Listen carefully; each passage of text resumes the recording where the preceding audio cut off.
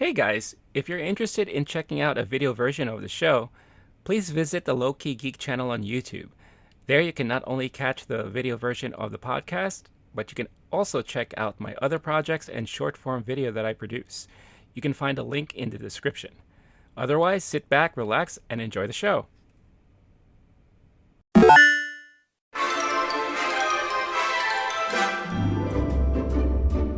Hey, what's up, everybody? You got myself, Renee, Lowkey Geek here, and you got the Wolf, Blake Wolf. Welcome to a special edition of Movie Time. This is a special Oscar ballot edition where you're going to watch us fill our Oscar ballot sheets for this weekend's show. Something that Blake and I have been doing for the past, what would you say now, 4 or 5 years?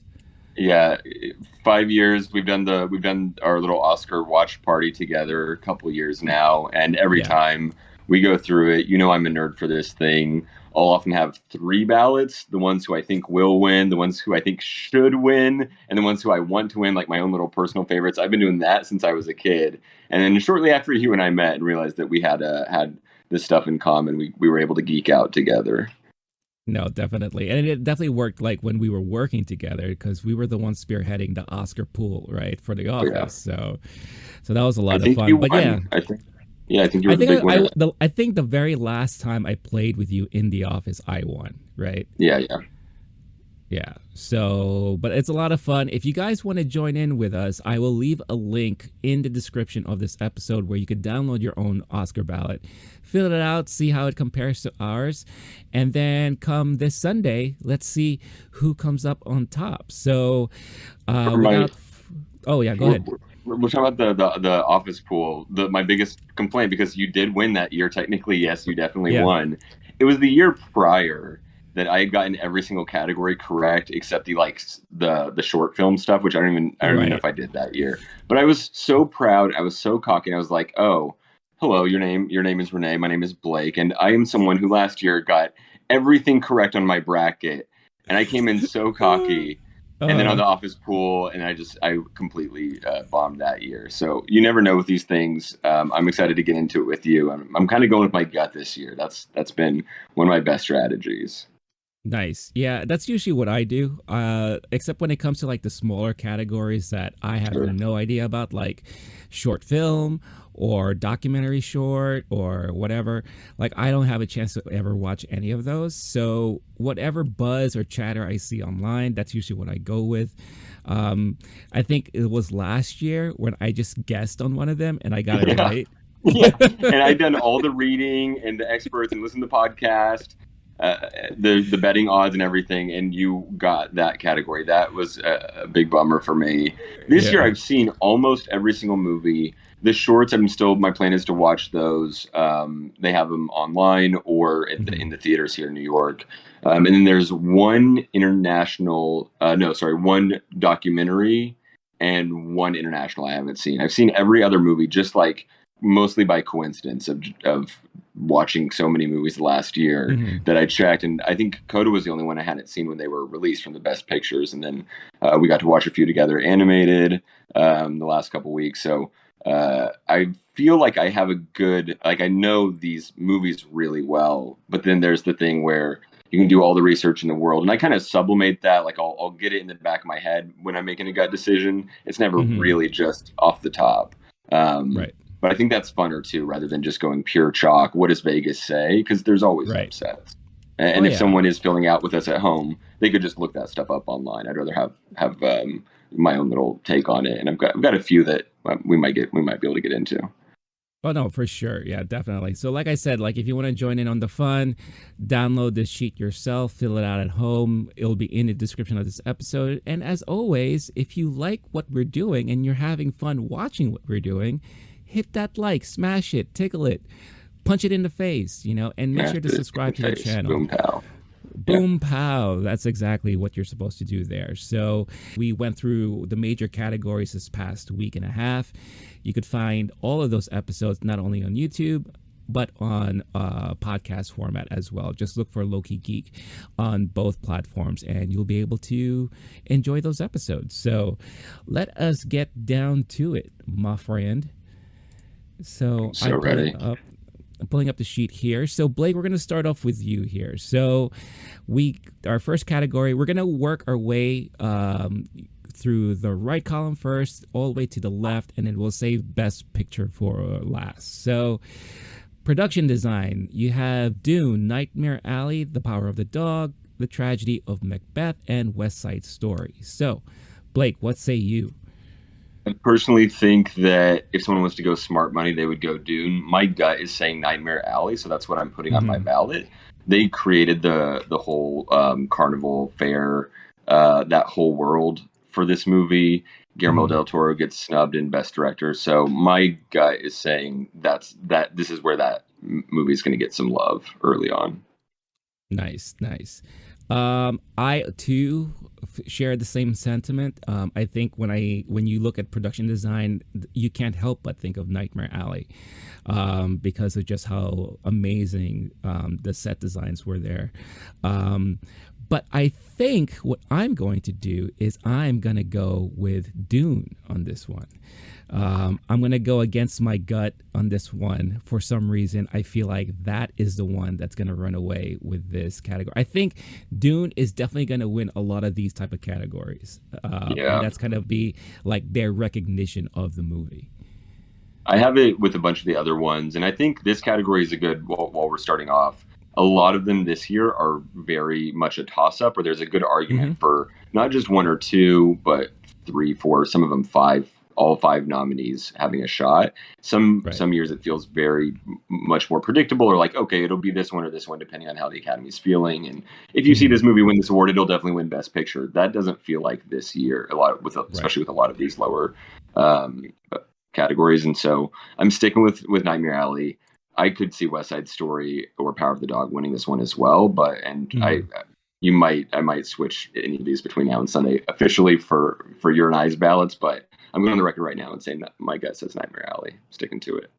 All right, so Blake is locked in at Nightmare Alley, and I'm locked in with Dune. Cool. Next category is animated short film. So we have Affairs of the Art, Bestia, Box Ballet, Robin, and The Windshield Wiper. So full disclosure, I have not seen any of these.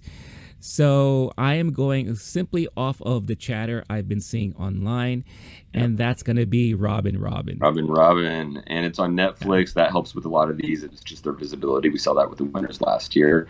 Just mark me down for Robin, and I'm happy to keep it bobbin'. Moving on. Bobbin', that's right. Rockin' Robin. Nice. All right, cool. So we are both locked in at Robin. Next, we have live action short film. So we have A La Kachu, The Dress, The Long Goodbye, On My Mind, and Please Hold. Blake, take it away. I'm going with the short film, The Long Goodbye. Riz Ahmed is on there. Actually, this is one that I did see when he was doing his album release, which this movie was associated with that album release. Very powerful, very well done, very effective.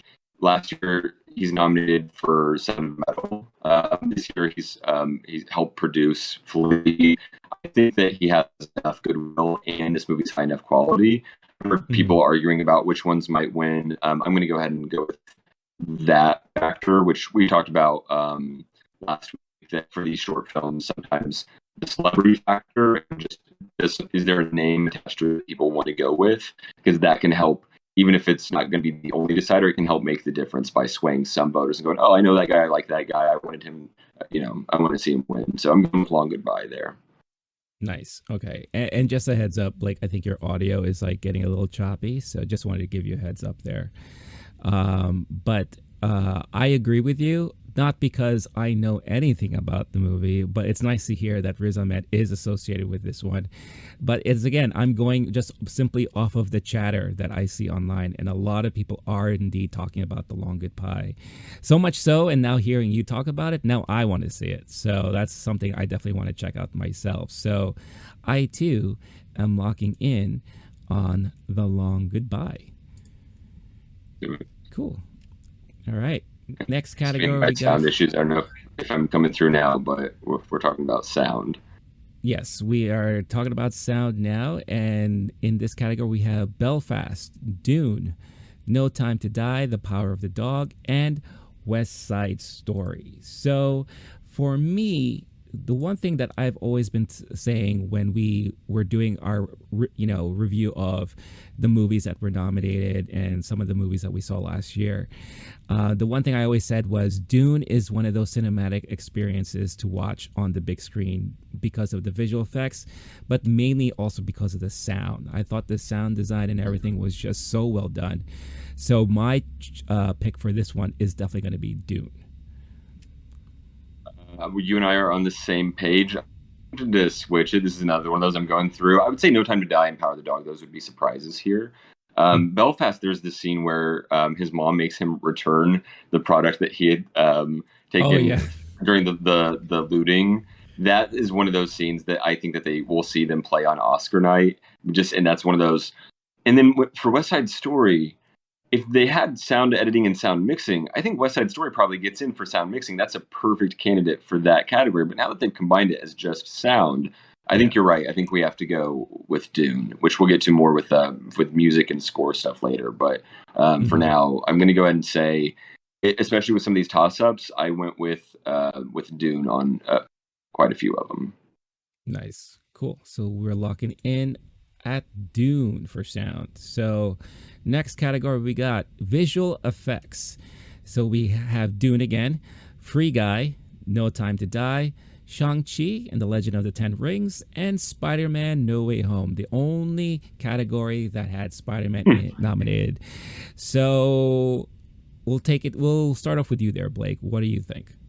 I'm going to go Dune again, and then I'll let you give feedback. This is like the blockbuster category, right? This is the one where if you like having fun at the movies, then you've probably seen these. I had a great time at every single one of these. I'm curious, especially with what you're talking about last week with Spider-Man, and should it be a Best Picture nomination? I'm curious your thoughts here, but overall, I think I'm still going to stick with Dune.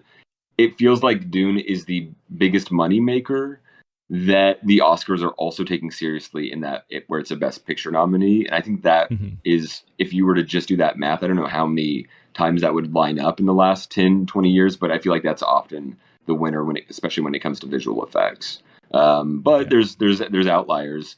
And I'm curious your thoughts, and I'm curious what you think is the actual best one here, not just who you think will win, especially this category. Yeah, no, definitely. So, like in this category, I made the argument in our episode when we talk about best film, best picture, that Spider-Man No Way Home probably deserves to be included in the nominees, only because of the accomplishment it had last year, being this mega box office winner, and bringing people back to cinema, having that cinematic experience that everyone really enjoyed. However, what I will say though is when you compare it to visual effects to Dune, or maybe even like a Shang-Chi, I don't think the special effects or the visual effects were anything different than what you would see for Shang-Chi. It's very that typical Marvel superhero type of visual effects that you kind of expect to see with these type of movies. But I don't see it as something that is like outstanding, like wow, like it's creating such a cinematic visual, experience when you're watching it on the big screen. Free Guy, it just looked like they were always filming in front of green screen. So there was a lot of green screen usage throughout that movie. So I don't necessarily like go for those when it comes to these type of categories. No Time to Die had some great visual effects, and it looked somewhat practical, right? But I think like the one that really blew me away was again Dune. Just the way how it felt like you were on those planets. You felt like you were experiencing those weather conditions that they were going through. Even during like the big battle scenes, you know, the way that they, and again, basing it off of the Lynch movie, how they did the shield on the armor, like was so much better and so like something I've never seen on screen before with the vibrations and everything like that. And it also created a lot of great tense moments, you know, like when the scene when he was in the bedroom and the little needle bug came through, and how, you know, he had to be still and hide behind a hologram and all that. Like that in itself, the visual effects for that particular scene was just really, really well done. So, you know, again, my love for Spider-Man is, you know, still there, but I think as far as visual effects, I would have to give it to Dune. That makes sense to me. I think you're right about the green screen. That even if it's so spectacular, where I don't know, maybe we'll regret this 30 years from now, like this sentiment, but because I'm sure movies 30 years ago felt just as real, but like we're getting pretty seamless where it's hard to tell the difference, like what is and isn't real. And then sometimes even in very real movies, they're using a lot of visual effects in those too, just for things that you're like, why would you have to use a visual effect for that? Just to make it look exactly how they want it to. I think we're both on the same page for a reason for Dune here. Yeah, no, definitely. Cool. Next one is adapted screenplay, and this is going to be an interesting one. So we have Coda, Drive My Car, Dune, The Lost Daughter, and The Power of the Dog. So when I looked at this category, obviously there's a lot of great selections here. You know, we talked a lot about Drive My Car and how much I really love that movie. I spoke a lot about my love for Coda, and I think we both share the same sentiments when it comes to The Lost Daughter. So those three were always like the top for me. However, the way I looked at this, and I'm also basing it off of what other categories we have left, if Coda does not win Best Picture, then I think at least it should deserve to win adapted screenplay, in my opinion, because I also do think Drive My Car will win a major award that we'll get to later. So my choice here would be Coda. You and I have the same thing, interestingly enough. I'm not sure that that's the smart money. I think that Power of the Dog, I almost want to say Lost Daughter, just with like those two, the literature that they're based off of. Some other people made arguments that even Dune, because it was such a difficult one to adapt, that it's like the most difficult adaptation. And then there's the question of like the actual source text. And with Drive My Car, you're talking about Haruki Murakami, and with Lost Daughter, Power of the Dog, you're also talking about books that people had read before and respected before, and then that were adapted. So, but with all of that said, you might have some factor where those are canceling each other out, or where for Dune, they're not necessarily looking at it as a highly literary movie. I think that Coda wins. A lot of times you'll see a movie win here that's just the best story that people felt that made them feel the best. It was a effective storytelling. And in that case, it's hard to go wrong with Coda. And I also agree. I think a lot of people will want to pick it in other categories. They're not going to pick it in that category. And so they're going to say, let me give it some love at adapted screenplay. So even though the betting odds aren't giving it to Coda right now, I'm going to go ahead and say Coda is the smartest choice anyway. Nice. So we are both locked in at Coda. Next is original screenplay, another interesting category here. So we got Belfast, Don't Look Up, King Richard, Licorice Pizza, and The Worst Person in the World. So Blake, what say you in this one? Yeah, I want to pass, but I obviously can't because I won't get credit. I listened to some experts talking about this one. I looked at the betting odds. I read up on different takes and when they have the sample ballots come out. This one feels almost impossible for me. I literally switched it to different to different options every single one of these. At some point, I moved a little X on there. Licorice Pizza because it's Paul Thomas Anderson, and oftentimes you'll get like that's kind of the Quentin Tarantino award sometimes for screenplay if they're not going to name director. Belfast had that same feel good thing that Coda did. I'm not going to go down each one. I hate this pick. I don't think it should, I don't even think it will win. But Uh-huh. I'm putting Don't Look Up because I think the other ones will split those votes for various reasons. And I think at the end of the day, Don't Look Up is unique and original. They might want to give it Hmm. to Adam McKay. It had a strong enough base where some people really loved it, even though a lot of people didn't like it. I think it's one of those like secret favorites for enough people, Hmm. and all the other ones might split those votes. So I think it's strong base of people who enjoyed it will give that one the win. I don't feel good about that one, and no one can make me feel bad if I get it wrong. Yeah, I'm actually, because again, I know how much of Paul Thomas Anderson guy you are. I'm surprised you're not going with Licorice Pizza in this one. But Yeah. I mean, I get it because you're it. This is a tough one to choose because there's a lot of like great, interesting arguments you could have on as to why each one would be the most popular one, the most popular selection, and all that. The way I looked at it, again, I think I just compared it to a lot of what's going on and what's happening in the other categories. We hear a lot of people talking about Belfast for so long now. Yeah. Like people, some of them think this is the best picture of last year. And a lot of people are really praising Kenneth Branagh for directing and all that stuff like that. I personally don't think they're winning any of those categories, but if, like, again, I'm thinking as a voter, I may give Belfast this category because this is kind of like my nod to the movie, that this is your accomplishment for the year because you're not winning any other category aside from this. So my choice will be Belfast in this one. Yeah, there's the whole thing where you can fill out your Oscars ballot based on if these things are happening in these other categories and this will happen here. Yeah. I'm on each one. Because I've tried that before, but then there's times where then I get all of them wrong, and so I'm kind of just like playing the field more literally, where I'm zooming in on each one. Yeah. But yeah, there's the possibility that um, yeah, if we're talking about my favorite, Licorice Pizza is probably my favorite. It's my favorite movie of these.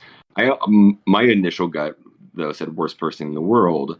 I don't think that's Mhm. going to get love in international over with Drive My Car being right there, but it's going to be the Mhm. second choice.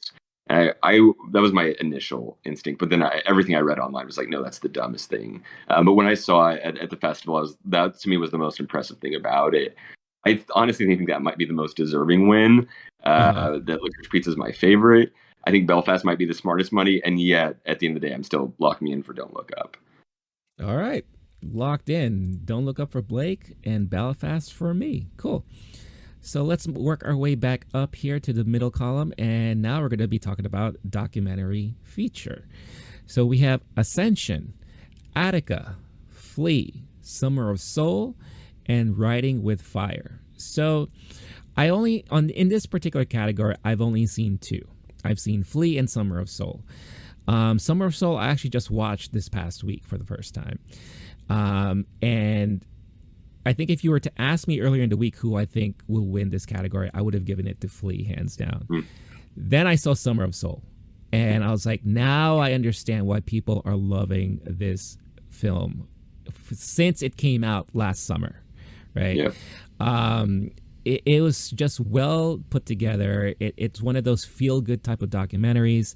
Again, someone who is from New York, it's great that there was something like this of significance that happened in New York that nobody talked about.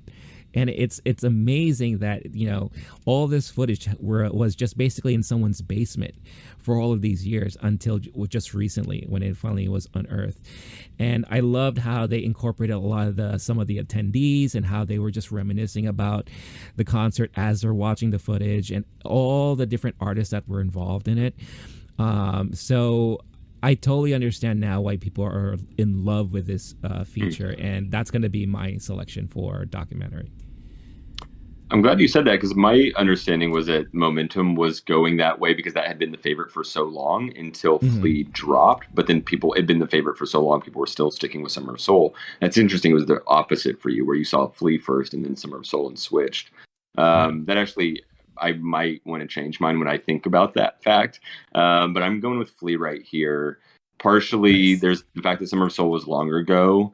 You're Hmm. definitely right about there, because one aspect of Summer of Souls, the celebrity aspect, which we talked about earlier with Riz Ahmed for Flea, but I think Questlove might win that competition if you just did Questlove's in people's living rooms 4 or 5 nights a week on TV, and everyone knows him. He's the most lovable dude.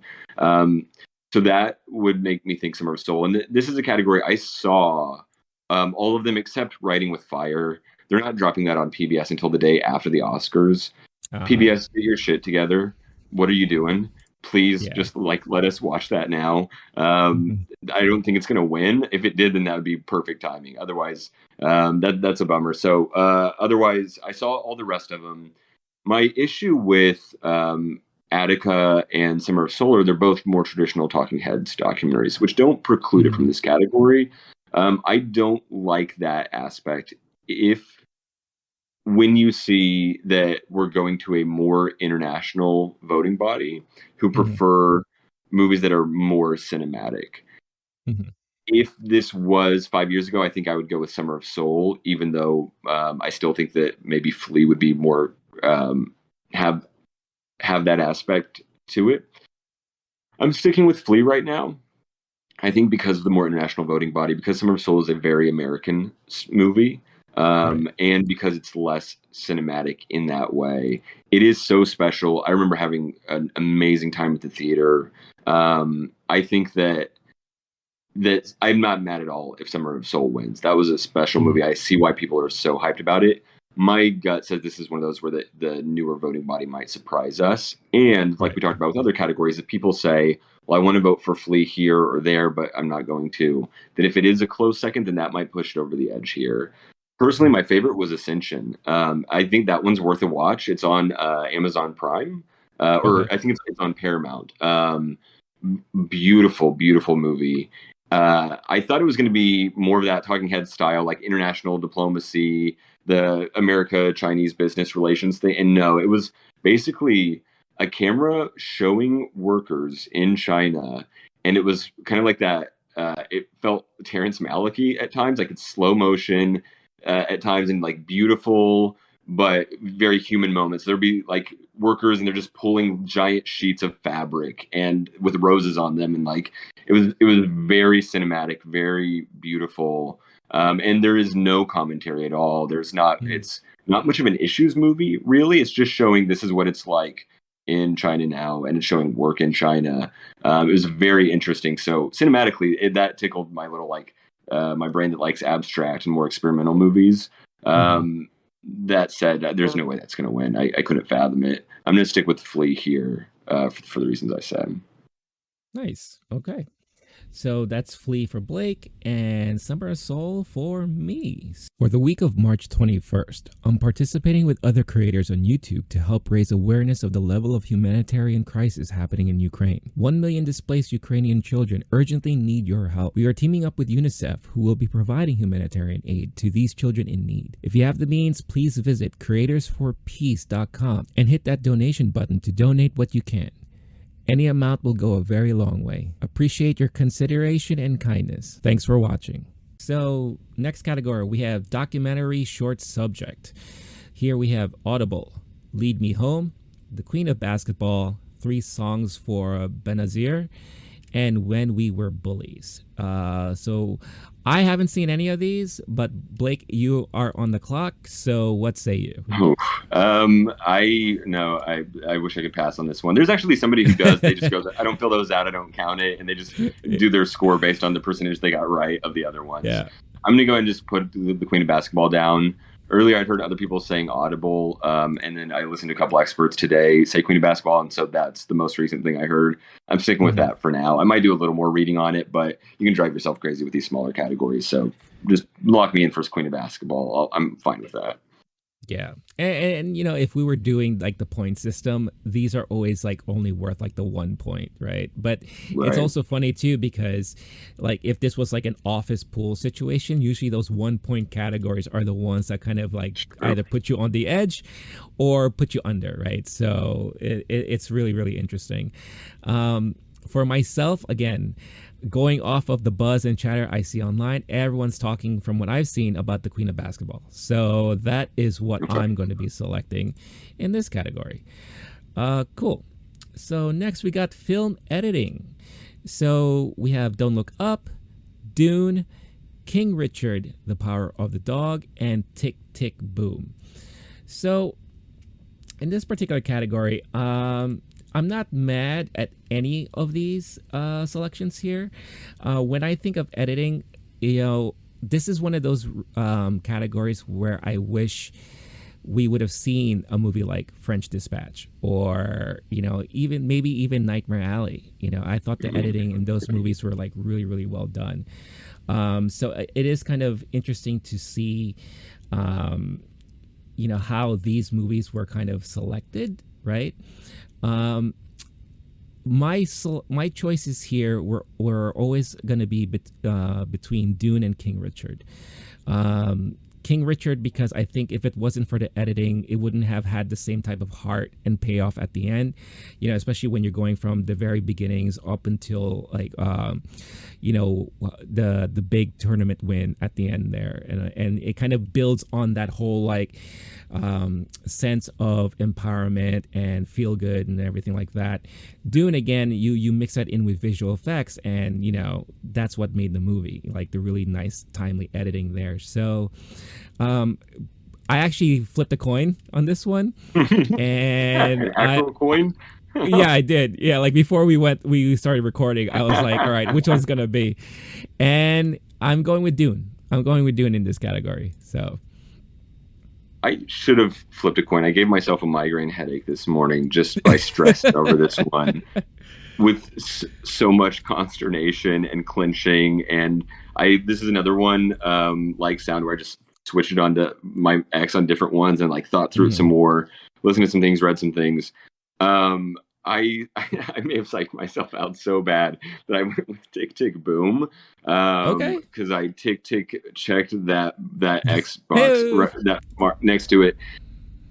As a tennis fan, I haven't seen tennis editing done that well. Sports editing is particularly tough. That was really special. I'm agree with you there on King Richard. And then there's all we were talking about earlier with like, and actually right now the ballot I'm looking at says Dune, but I'm switching it for us on this video. Okay. There's a possibility that Don't Look Up has the same trajectory here I was talking about earlier with it being. I think I honestly, so I'm going to say Tick Tick Boom has enough favorites. It didn't get enough love in other categories that people will put it here, and just only on the politics of Oscar voting, where others split votes more, and this has a bunch of people who really loved it and they're going to want to give it some love, and this might be the one it goes with. The amount of times that a movie has won in film editing without being a nominee for Best Picture, I think it's happened once in the last 10, 15 years. This is a terrible, terrible selection by me. I psyched myself out, but if I'm right, I'm going to dance just like Andrew Garfield did all throughout Tick Tick Boom. It makes sense to me just through that logic, but it's a pretty narrow odds. All of them, though, are tough on this list. Yeah, no, for sure. And you know what? And if you do pull off this win in this category, you deserve every moment of dancing around, just like Andrew Garfield. I will do my best to be your second hand on that one and be like a background dancer. Cool. Now we got international feature film. This is going to be one of my favorite categories here because you got a lot of great choices here. So you have Drive My Car, Flee, The Hand of God, Lunana, A Yak in the Classroom, and The Worst Person in the World. So Blake, what say you? I saw all of these except Lunana. I missed it in theaters, and now it's not coming back to New York before the Oscars, it looks like.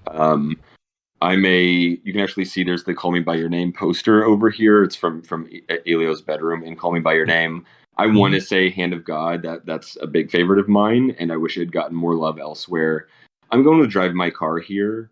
I think that when you're Best Picture nominee and you're a favorite here, I psyched myself out a couple of years ago where I think it was it Civil War and Parasite were the same year? There was, or maybe it was Roma, but there was one where I was thinking this one will win Best Picture, this other one, international movie, will win international film.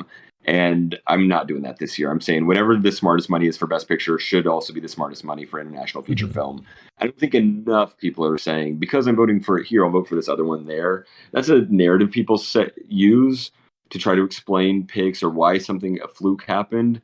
That to me seems like such a fluke. I can't imagine someone really voting that way and not based on what they think deserves to win, especially when you can see, oh, now the one that I really wanted to win didn't win because enough people did what I did. That to me doesn't make sense for enough voters to push anything other than Flea as the winner here. So lock me in for Flea. Oh, so you're going Flea? Flea. I'm going Flea. Flea. I'm not psyching myself out here. Yeah. Nice. All right. So for myself, wait, I said Flea. I meant Drive My Car. No, do not. Yeah. Okay. I switched in my head for a second there. That's how much time I've spent in this ballot. I'm in Drive My Car. Yes. Drive My Car. Because it's in Best Picture nominee. Yeah. I said all of that. I didn't just go, fuck it, Lunana. I know. That's what I was like, Flea? You're going with Flea? All right. Well, that was a great speech leading up to your sudden change. It was all that said after years of fighting myself. Yeah, no, Drive My Car. After all of that, I am choosing Space Jam 2. The international version. Oh man. So for me, I think it's pretty much along the same thought process as you. When Drive My Car was announced, not only international film nominee, but then director and then Best Picture, I was just like, what's happening? Like, this is like the best thing ever, right? But knowing how stacked the Best Picture category is, and directing is kind of a lock right now, I think, in my opinion, Drive My Car, their best bet to win any award this evening is going to be international feature film.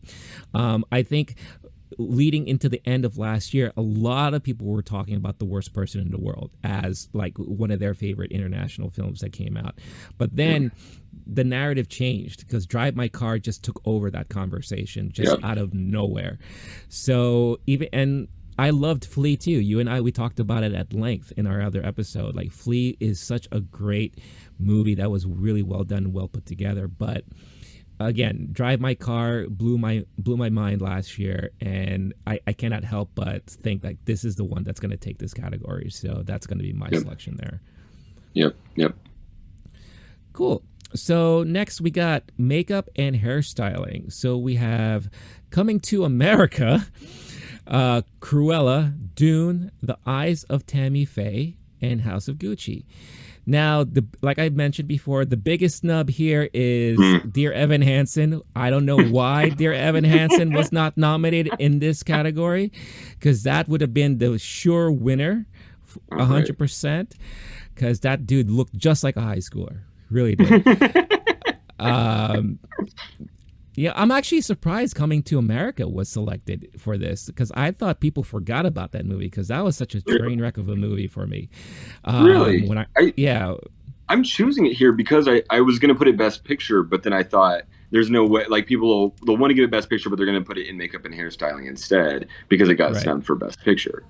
Right. Yeah. No, I get it, because, if anything makes good comedy is rape, right? So that's just my take on the whole thing. And if you watch Coming to America, you know exactly what I'm talking about. I watched it. Oh, okay. I must have. Wow. All right. The whole thing about like he was taken advantage of in the apartment, and that's how. That's where the sun comes from. I saw that movie. Right, I think we're over a year ago now. And it's a long time ago. Yeah. Goodness gracious! I'm glad that Coming to America is getting some love. I'm glad they made it. I'm glad they tried it. I'm glad it's here. I'd kind of forgotten that existed. Okay. Yeah. No, they tried for sure. So I think originally I was going to select House of Gucci in this category. Then I finally watched The Eyes of Tammy Faye this week. And my God, the way that they got the hair and the makeup and how they got Jessica Chastain to look just like Tammy Faye, and the constant changes throughout the decades and how she was evolving into this, caricature of a person because of like her hairstyle and her makeup and everything like that. They did such a brilliant job. And I think after seeing that movie, I was like, there's no way I couldn't go with that movie for this category, because I think that's what made the movie. You had to believe that this was her, and they really made me believe it. So I'm going with Eyes of Tammy Faye in this one.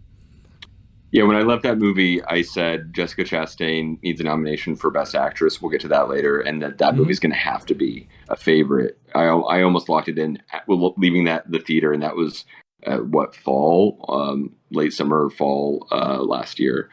Mm-hmm. I wanted to say House of Gucci. The fact that it had gotten snubbed elsewhere, that it has a lot of people who loved it, and it was a fashion-based movie. But I also heard a lot of people who were disappointed in the fashion of the movie, that it wasn't enough of a va-va-voom fashion movie. And then there's also Cruella, which is another fashion-based movie, and I think that was one of its strongest points, was the whole fashion storyline for Cruella. But I don't think enough people are taking that movie seriously in that way. If we want the movie people are taking the most seriously, Dune isn't a terrible choice here, but I also am going with Eyes of Tammy Faye. When I start to psych myself out is when I think about, if this was most makeup and hairstyling, it would win. And sometimes that's kind of what this category can become. It used to be, if it was a period piece from 1800s England, if it's a Jane Austen adaptation, then you're going to see it here and it'll win. And sometimes you have 3 or 4 of those in this category.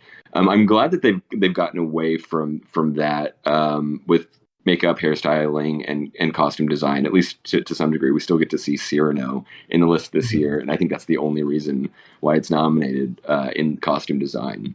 But I'm still going to say Eyes of Tammy Faye here. I think some people might knock it saying the makeup is bad, but they did a good job of doing a woman who put on bad makeup accurately. Exactly. If someone didn't know that was a real person, then they might go, that was the worst makeup I've ever seen. And then you do the side-by-side images.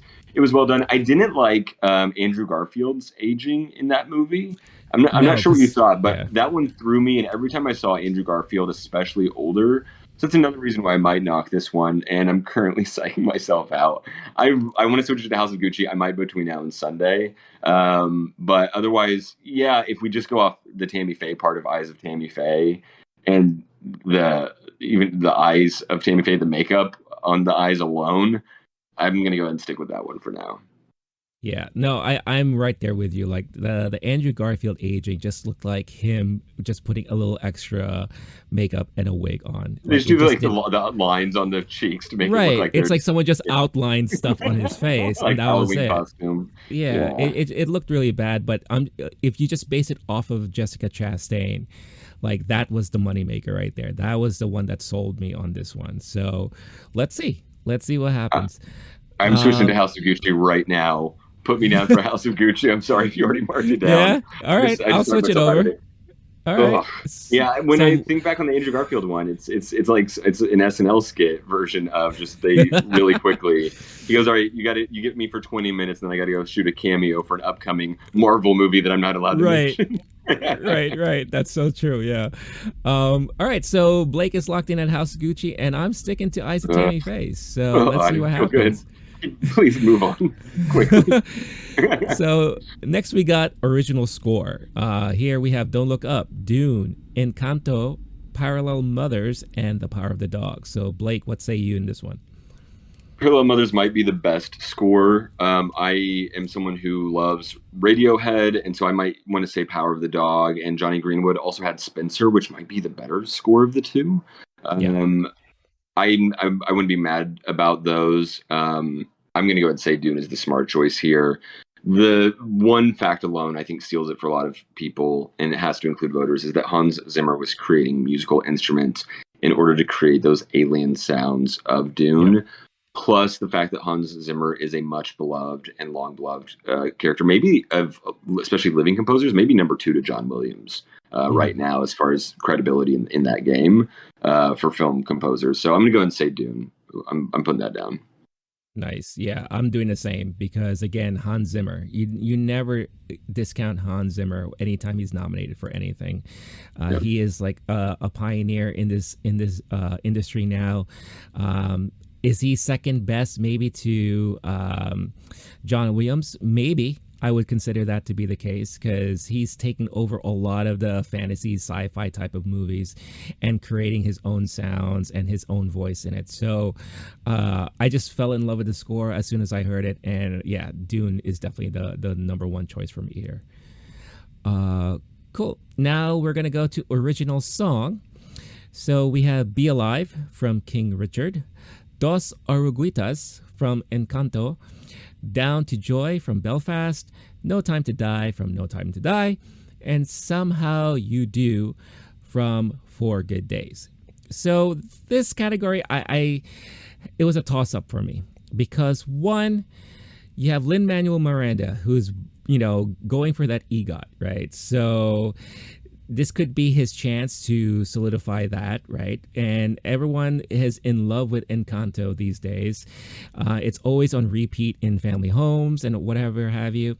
And then some can argue Be Alive because it's Beyonce, right? And, Queen Bey, But for me, No. and I could be wrong, What? but if memory serves me right, every time a James Bond song has been nominated, it won this category. That cannot be right. What? I think Wow. so. And I think Billie so. Eilish, the Billie Eilish of it all. I like that. Okay. I think so. So I could be wrong. Correct me in the comments if I am wrong. But I feel like that was always going to be the huge contender. So I'm going with Billie Eilish, No Time to Die in this category. Fascinating. I love that you're doing that. I know some people are shitting on it. I like the Billie Eilish of it all. I'm a sucker for anything Billie Eilish does. That whole sound and feel is great. The Beyonce is also, I think she wins outright in the popness of it all. If you were to just put those two head to head, that's not close. I think we go with Encanto for Lin-Manuel Miranda. I'm going with the smart money on that one. Not only is it Lin-Manuel Miranda, he did a lot for Hollywood in a tough year this last year, between Tick, Tick, Boom, Encanto, and In the Heights. All three musicals. And so I think there might even just be the credit of give that one to Lin-Manuel Miranda, who even on just like the Hamilton of it all, there are so many different versions where they're like, how do we give this guy an award? And we saw that, I think it was with Adele when she has her album. They're like, okay, the Grammys are going to give her the awards. Can the Tonys? How does she get a live performance recording somewhere? And then that was on TV, so we're going to give her an Emmy. Like every now and then, you'll just see someone get coronated in this way. I'm going to say Lin-Manuel Miranda. This is a good chance for him to win the Oscar. Plus, you just have everyone's kids are going to be singing at them while they're filling out their ballots and putting that on repeat. So unless there's just some real backlash to them being burned out on it, I think that that one's gonna win. And I'm definitely gonna double check this Bond statistic because that would be amazing. If they're all nominated, I don't know. It's such a, because they always get great singer songwriters of that moment to do it. Yeah, there's a lot of amazing Bond music. I actually listened through a whole playlist of Bond themes the other day, and I was like, this is another banger, song for song. It's a great playlist. Yeah, and especially when you have like a Bond movie that comes out every 4 or 5 years, it doesn't come out that often, maybe even longer than that. I feel like they pay so much attention to the theme song for that movie or whatever major song it is that you only hear at the very beginning when they're playing the opening credits, because that's such a Bond staple nowadays, right? So that was just my gut feeling on it. I would agree with you if the song that chose was We Don't Talk About Bruno. If it was that song, then I think that would have run away with this category for me. But I went with what I went with, so we'll see. All right, now we're gonna, let's skip on to costume design here. So we'll save some of the bigger categories towards the end here. So for costume design, if I can, just to preempt the comments, I'm so sorry, Renee. Yeah, so we've got a few Bonds that are nominated, and we've got a few that win, and it's definitely not down the line, because there's been 23, 24 of them. That's just would be an amazing world to live in. But before anybody comments, I'm going to go and say, Renee, I have your back no matter what. people, I dare you to pop off in the comments. I feel like that's something that I heard at some point in my life too, and I'm really mad that I looked it up because that's the world I want to live in, is where every Bond song just hands down wins the Oscar. It could be another situation like Bernstein Bears or Bernstein Bears, right? So maybe Right. this is just what I thought. Maybe it did happen. I don't know. Yeah, who knows? Yeah. Hey guys, I hope you're enjoying this episode so far, but before we continue, I wanted to quickly talk about Bulletproof Coffee. Bulletproof Coffee is my favorite coffee of choice to start off my mornings with. Why? Because it's clean coffee. What does that mean? Well, one, there are no chemicals in it. Why? Because they go through this multi-step process of making sure that all of their beans are fully clean and free of any chemicals, so that when you get the beans delivered to you, it is the pure beans, the pure coffee, the goodness that you've been wanting, the taste, the flavor, and the nutritional value as well, without worrying about any added chemicals or anything else put into the mix there. It also doesn't have that weird acidic taste that some coffees give you. I don't know how about you, but for me, some coffees kind of give me that weird sensation in my stomach, makes me a little burpy, and it kind of drags me down a little bit instead of really waking me up, which is something that I need from my coffee every day. Bulletproof also offers a lot of keto-friendly snacks and supplements, anything that you need to kind of add to your everyday nutritional needs, add to your diet, and pretty much transforms the way you feel every day. So for a limited time, if you use this code that you see on the screen right now, LOWKEY GEEK, all caps, one word, you can get 15% off your order. So what is it better than that, right? Check out the link in the description of this episode. Use this code, get yourself your discount, and make your mornings a little bit more bulletproof with Bulletproof Coffee. Now, back to the episode. Cool. So let's kick into costume design. So we have Cruella, Cyrano, Dune, Nightmare Alley, and West Side Story. So I believe I go now. So I think what you were referring to as far as makeup and hairstyling, especially mentioning Cruella, I think Cruella is a perfect fit for this particular category, because that's basically what the movie was about. It was about the fashion. It was about the glitz and the glamour, or the uniqueness of it all. And I do feel like that's really where that movie stood out. I haven't seen Cyrano because, again, it's just hard to find a showing of it. Dune, even though the costumes fit with the movie, it's not something that's like outstanding, right? Nightmare Alley, it really did fit the era of the period that they were trying to tell the story in. But again, it didn't really take me aback, or it didn't really like scream at me like, wow, this is fantastic. West Side Story, again, same situation, it fit the period and everything like that. But my choice here, because of just how unique everything was within the movie, is Cruella. Yeah, and you're right. Earlier, I was thinking of costume design even more, especially for Cruella. And this is the kind of category where we'll see a movie that's more niche, that doesn't have a lot of other awards, where that the voters will still go with that movie. Mm-hmm. I actually, that's the only box I apparently hadn't checked on this one. I looked, I go, oh no, now I have to make a quick split decision. So I'm not going to do my full neuroses live here. I'm going to go and knock off Cyrano and Dune. Nightmare Alley, I want to say that's what I would choose for it. And especially seeing Bradley Cooper's character go from up and coming dude at the carnival to Mr. Bow ties, and basically there's so many different worlds that it's inhabiting, and they nail the costumes for those. And then at the end, when he does this pure fall from grace, and he's back to that carny outfit, and having both sides of that is pretty impressive. I want to say West Side Story. I'm especially thinking of the dance number, when you actually have they're color coded. The costumes are. Yeah. That's a very special moment. You've got the Jets in the blues and the grays and the beiges and the browns, and then the Sharks with they're more colorful, and the reds, pinks, oranges, things like that. Like those are some touches there. It's a period piece, which helps that one a lot. Cruella is as well, and it's a fashion-based movie. There's the Vivienne Westwood of it all.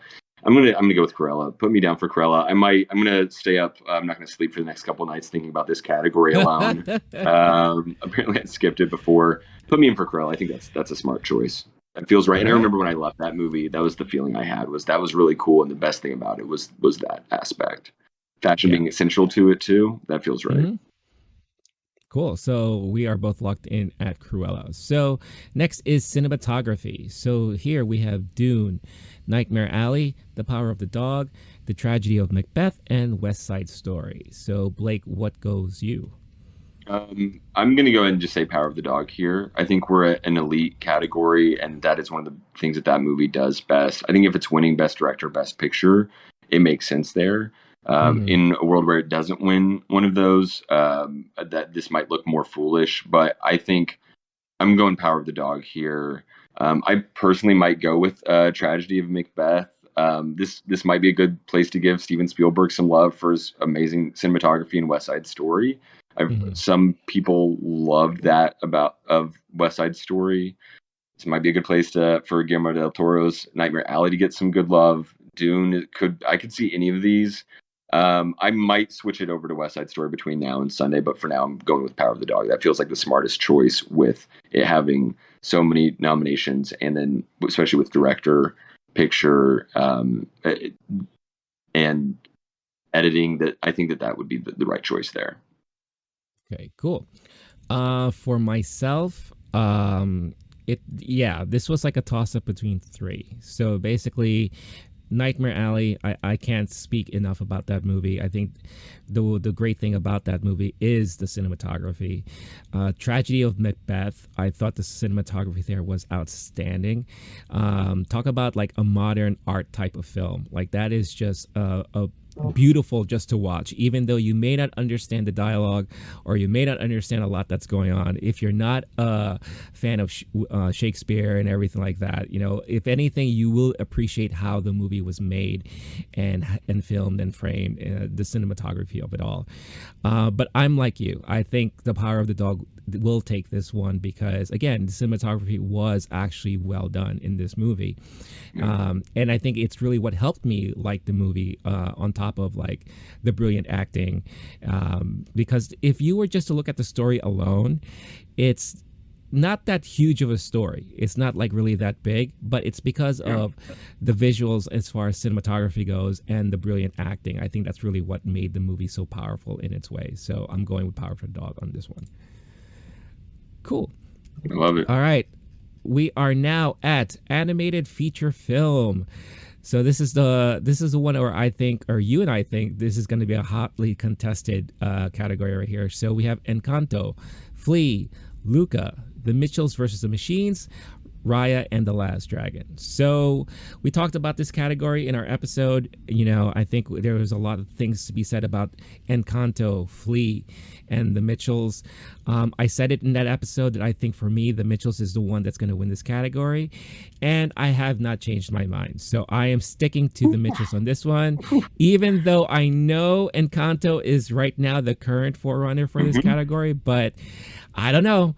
It won the animation awards recently, so they could be onto something. I don't know, but this is just my gut feeling because out of everything that I watched, I think the Mitchells stood out as far as animation achievement of last year. Yeah, if you're thinking about animated achievement, I think that you're totally right. I do think it's the best one. It winning those Annies. I said this because we had our other episode about this animated feature film category.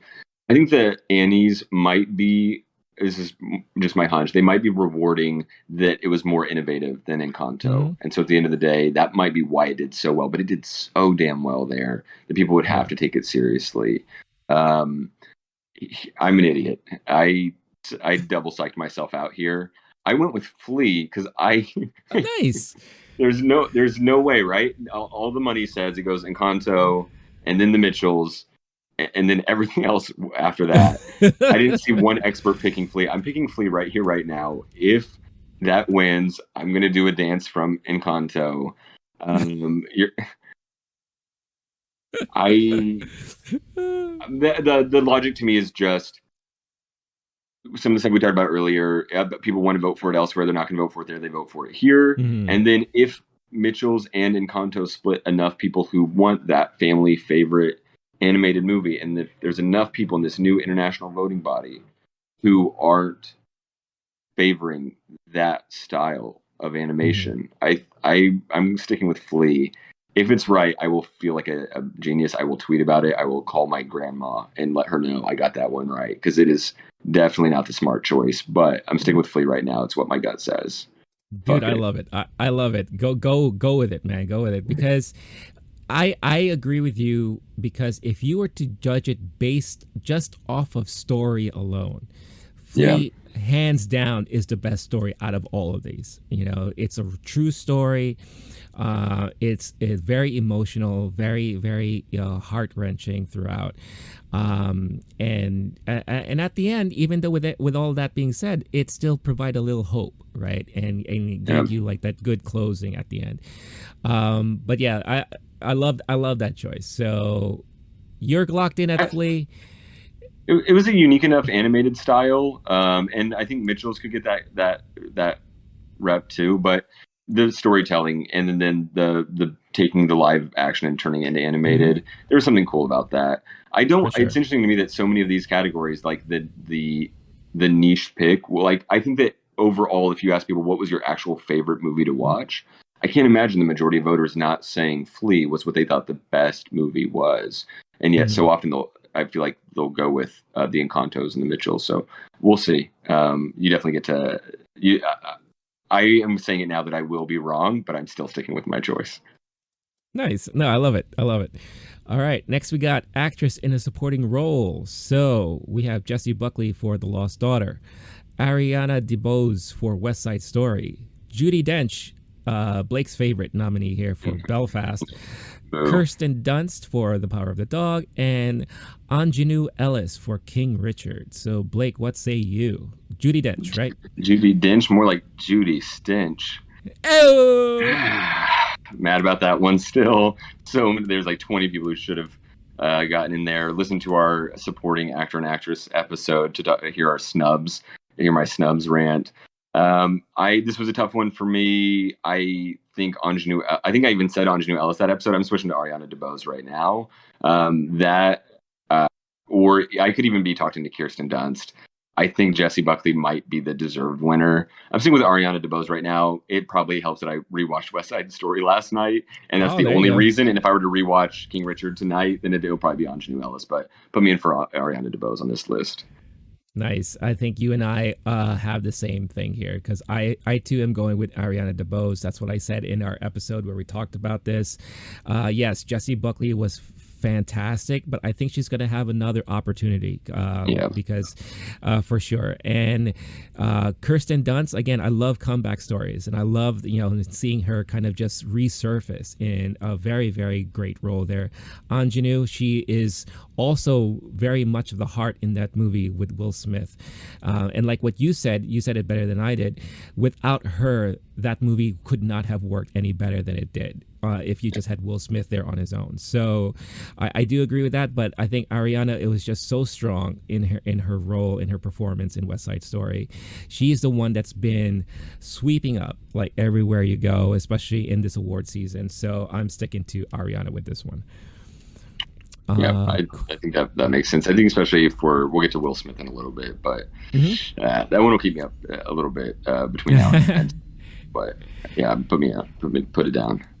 Nice. So next we have actress in a leading role. So we have Jessica Chastain for The Eyes of Tammy Faye, Olivia Colman for The Lost Daughter, Penelope Cruz for Parallel Mothers, Nicole Kidman for the AMC short that you see at the beginning of every movies. Oh no, I'm sorry, I'm reading this wrong. Being the Ricardos. Sorry, that's right. And Kristen Stewart for Spencer. I've been saying it for a long time now. This was Kristen Stewart's category. I loved her portrayal of Princess Di up until I watched The Eyes of Tammy Faye. Okay. Yeah. Then I saw Jessica Chastain's Yeah. performance, and I was like, fuck me, I have to change my mind now. And her performance and portrayal of Tammy Faye all throughout that movie is just phenomenal. At times, I forgot I was even watching Jessica Chastain in certain scenes. Again, I am not as familiar with Tammy Faye as you would, like just like what you told in what you spoke about in the episode where we talked about this. But I did follow the news at the time, and I know she was on TV a lot, and it brought back a lot of these memories of when I would see her on TV. I just think her performance was outstanding in that movie. So I have officially changed my mind and my selection, and I'm putting Jessica Chastain for this category. I want to watch the Chastain cut of Eyes of Tammy Faye where they just get rid of the whole Andrew Garfield mess, and then it's definitely winning makeup and hairstyling and actress in a leading role. It's interesting this ABC ballot goes actor, leading actor, supporting, and then actress, leading actress, supporting. Besides the point, that's the official one from the Oscars, though. I'm going with Jessica Chastain as well. Tammy Faye was my grandmother. I don't know if everyone knows that. I've talked about it a lot. Okay, that's a lie. But I'm from Oklahoma. This person was like a well-known, even just this type of person. There was a question I had. We were talking about it before, that if a more international voting body would care as much about this very American persona, I'm gonna go ahead and say Jessica Chastain here. I'm surprised you would have had Kristen Stewart as your number one. I think that might be my favorite. I'm a K-Stew head. First of all, since Twilight movies, I'll defend her. I would love to argue with somebody in the comments right here, right now, about whether or not Kristen Stewart is a good actress. I had that argument at work a couple of years ago, and that person did not talk to me for about a week afterward. The break room was tense. They were saying she's not a good actress. I said she was a good actress. They said no, she's not, and I said yes, she is. And I've got reasons to believe it. I think this was a breakout performance for her, for sure. 100%, and then there was the scares where by the end she had gotten snubbed. She was a favorite for a long time, gotten snubbed in so many other awards. People thought she wouldn't even make it to the Oscar nominations. It's hard to rule out Olivia Colman ever. If Olivia Colman looked in the mirror, it might win her a Best Actress award. Nicole Kidman's opening for every single movie I've seen as an A-list member. I've seen her in more films this year than anybody else. She had a great 2021. Whoever booked her that role, brilliant. Give that agent an extra 10%. Put me down for Jessica Chastain, though. Eyes of Tammy Faye. That was a special performance, and she's won enough of the precursor awards that I think it makes sense. I mean, again, you're right. Kudos to her agent, Nicole Kidman, because I think that's what landed her this nomination, is the fact that you could not get away from her every time you went to an AMC showing of anything. Plus, she was also on TV with whatever show she was doing at the time. I mean, you could not escape her no matter what. So she's definitely working hard, but no, I think you and I were in locked for Jessica Chastain, and that's not a bad choice right there. Nicole Kidman makes movies better. And even heartbreak feels good with a face like this. Oh, and I love like this. I love how, depending on what showing you see, she's watching a different movie that's catered to that showing. I love how they switch that out. I don't know if you ever noticed that. Thank you for clarifying. Okay. Yeah, I started watching Lost World. I was like, there's no way Nicole Kidman is watching Lost World. She's watching Nicole Kidman movies for sure in her private theater. She's not putting on Lost World. That's not happening. She's only watching Eyes Wide Shut. Over and over again.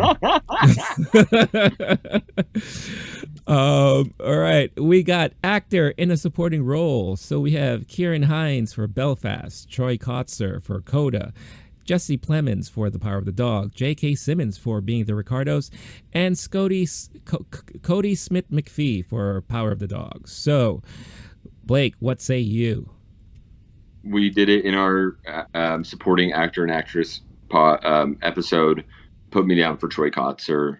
Go to that episode, watch the whole thing for the reasons why.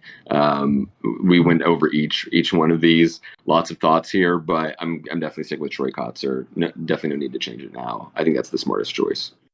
Nice. And put me down for the same selection because again, like we mentioned in that episode, phenomenal performance. And if Coda, again, it's going back to the whole Coda thing. If Coda was to win one category, it would have to be this because of that brilliant performance from Troy there. Not taking anything away from all the other selections here, but yeah, Troy was. I'll take something away from J.K. Simmons. J.K. Simmons doesn't deserve to be here. Right, I'll take something from Kieran Hines. But no, you're right. Yeah. Very fair. All Curtis right. McMurphy was the front runner for so long. So long. And then Troy Kotzer's winning the other awards, giving great speeches for a ton of reasons. I think that makes the most sense and is the best performance. Don't definitely. And it's like what we mentioned several times before. It's amazing how the conversation changes when more awareness for something else comes about, right? Because again, Cody Smith was like the darling. They were talking about him endlessly. And then the conversation switched, right? When Coda was being spread out even more and more. So definitely Troy there for the win. Actor in a leading role. So here we have Javier Bardem for being the Ricardos, Benedict Cumberbatch for The Power of the Dog, Andrew Garfield for Spider-Man No Way Home. Oh, I'm sorry, I mean Tick Tick Boom. Will Smith for King Richard, Denzel Washington for The Tragedy of Macbeth. So I think the big two here is obviously Benedict Cumberbatch and Will Smith.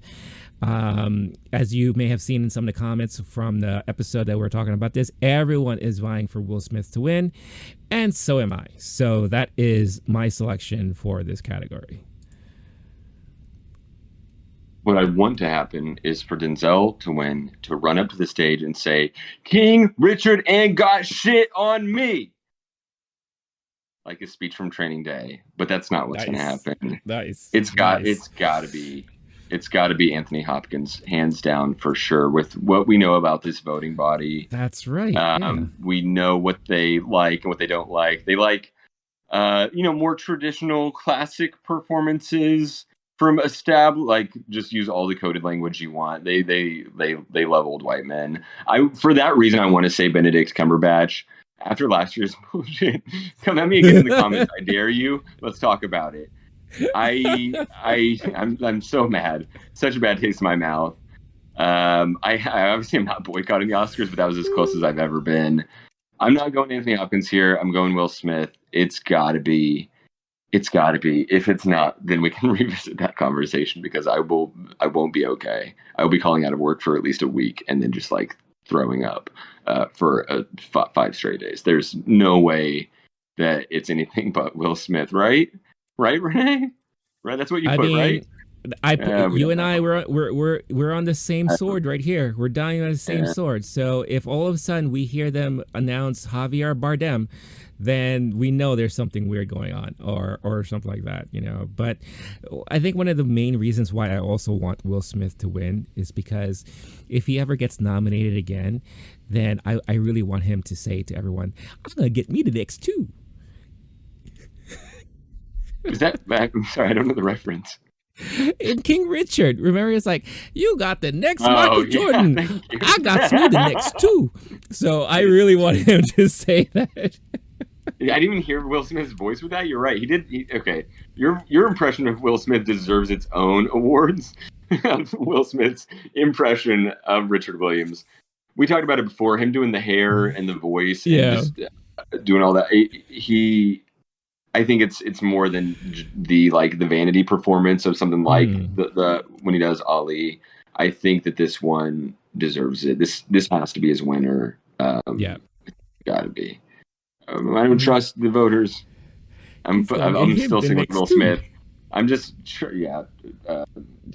With the Charlie Brown and the football, there's let me take another kick at it. I'm going to definitely say Will Smith for sure. Nice. All right. We got 2 more to go. These are the big 2 right here. So next is directing. So we have Belfast, Drive My Car, Licorice Pizza, The Power of the Dog, and West Side Story. Blake, you're on the clock. Power of the Dog feels the most surefire thing, especially the higher categories.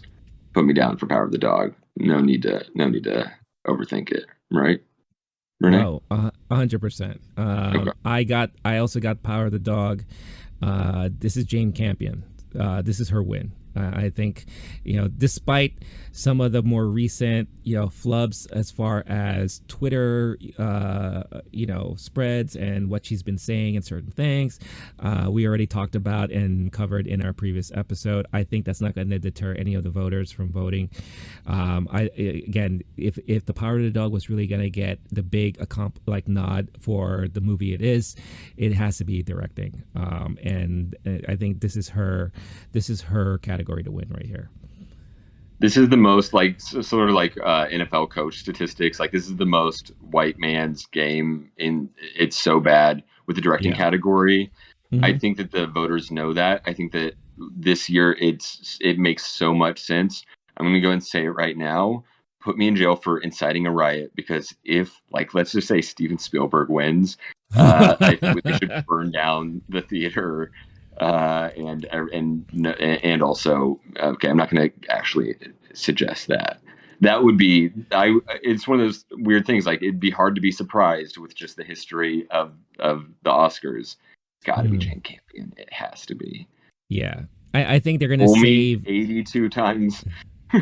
That's on me, sure, but I still got to go Jane Campion. It makes too much sense. Yeah, I think they're going to award Spielberg his last Oscar when he finally directs his own biopic. That's going to be his crowning achievement award. So I think that's coming for sure. So they're going to let him go on this one and give it to Campion for sure.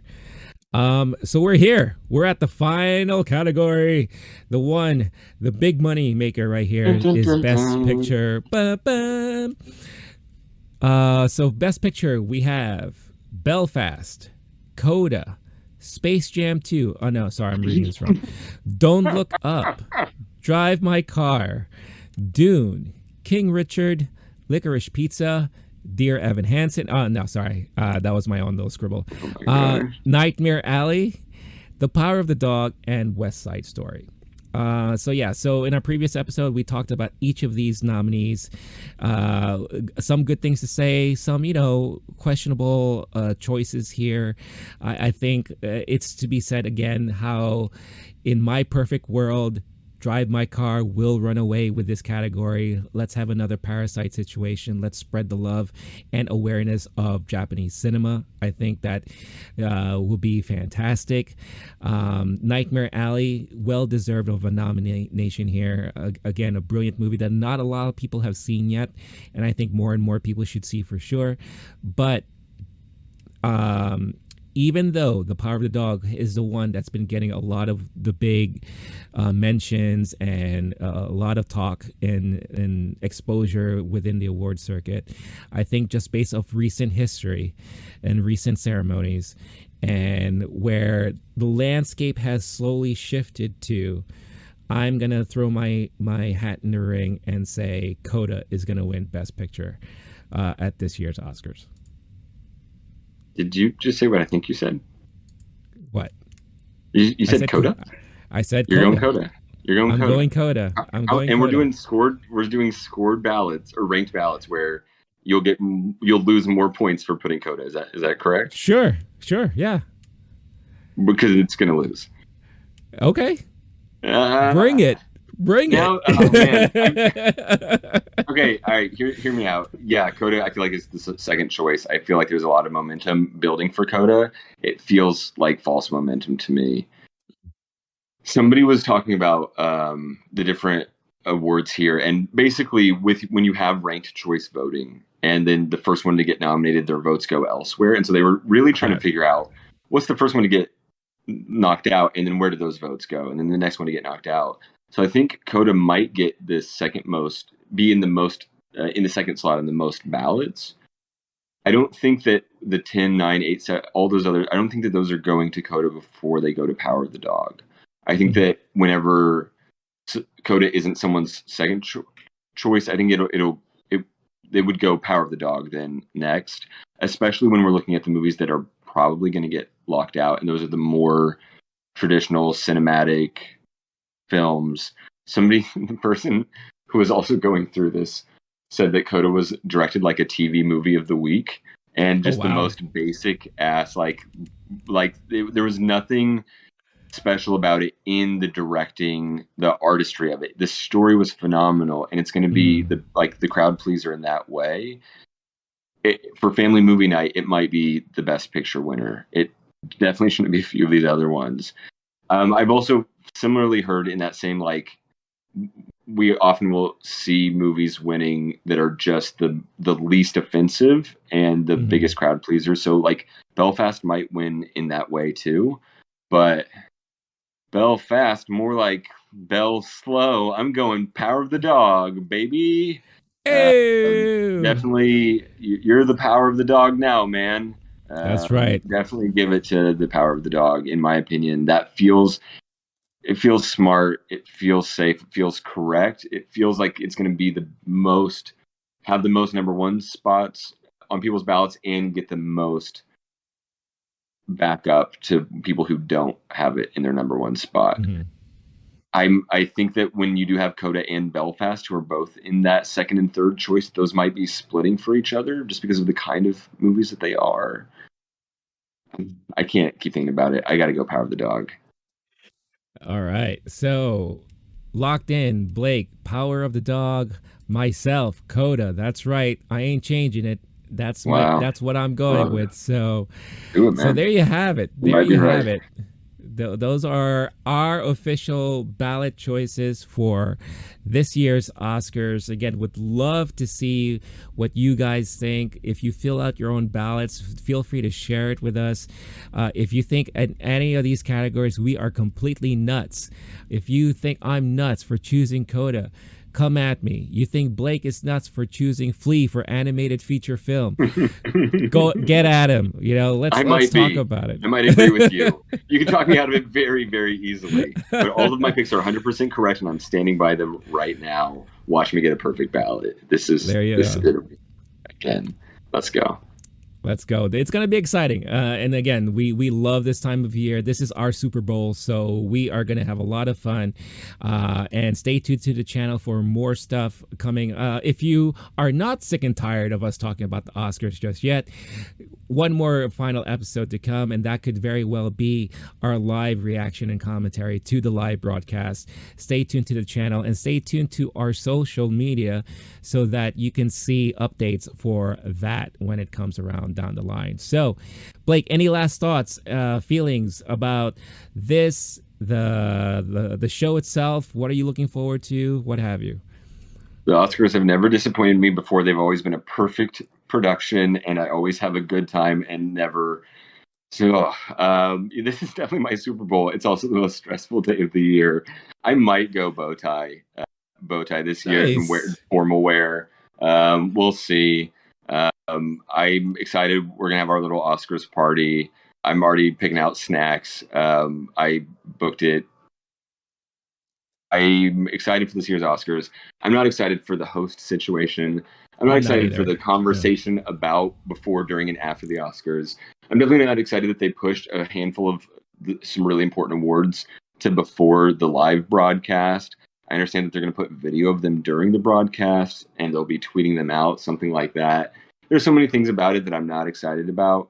I don't stand by this voting body, this TV show, none of it. But I love, love, love movies, and even though they might not always get it right, I this is my award show. This is the one that I most attuned to every single year. It's been so fun having these conversations with you. I might Yeah, not be same. able to do a live broadcast if I lock myself in the closet and cry after some of the early awards are announced, or depending on how the hosting goes. It should be fun. These are funny. I'm excited to see the hosts. I'm excited to see what they do. You never know what to expect. Anything could happen, folks. It's probably going to be a fiery shit show, and I can't fucking wait for it. I'm hyped. Um, Look me up on Letterboxd, Blake Wolf SSN, BLAKEWOLFSSN. That's where to find me. Trying to get more people on that app. It's the best movies app possible.